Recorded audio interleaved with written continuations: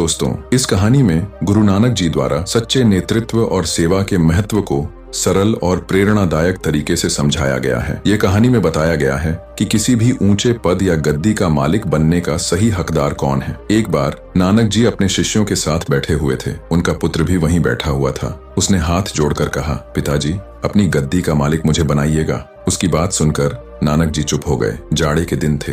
नानक जी अपने प्रेमियों के साथ प्रातःकाल वायु सेवन करने के लिए निकले थे। सामने से एक लकड़हारा सिर पर भारी बोझ लादे हुए चला आ रहा था। सर्दी से उसके पैर ठिठुर रहे थे। बदन पर ठीक से कपड़ा भी नहीं था। ऐसा लग रहा था कि वह अब भी गिर जाएगा। नानक जी को उस पर दया आई। उन्होंने अपने पुत्र से कहा, बेटा, इस बेचारे लकड़हारे का बोझ उठाकर इसे इसके घर तक पहुंचा दो। लड़का संकोच में पड़ गया और धीरे से बोला, पिताजी, आपके साथ इतने लोग हैं, किसी और से कह दीजिए, मैं यह बोझ नहीं उठा पाऊंगा। नानक जी ने फिर अपने एक शिष्य से कहा, बेटा, तुम इसके बोझ को घर तक पहुंचा दो। आज्ञा पाते ही वह शिष्य खुशी खुशी लकड़हारे का बोझ लेकर नगर की ओर चल दिया। नानक जी ने अपने पुत्र की ओर देखते हुए कहा, बेटा, जो दूसरों के बोझ को खुशी खुशी उठा लेते हैं, वही इस गद्दी के मालिक हुआ करते हैं। कुछ दिन बीत गए। नियम के अनुसार प्रातःकाल नानक जी नगर के बीच से गुजर रहे थे। बगल में एक नाला बह रहा था। संयोगवश वे फिसल गए और उनकी खड़ाऊ नाले में जा गिरी। उन्होंने अपने बेटे की ओर देखा और कहा, बेटा, मेरी खड़ाऊ तो निकाल दो। लड़का यह सोचकर, नाला गहरा है, उसमें उतरकर खड़ाऊ खोजनी पड़ेगी और मेरे कपड़े गंदे हो जाएंगे, बोला,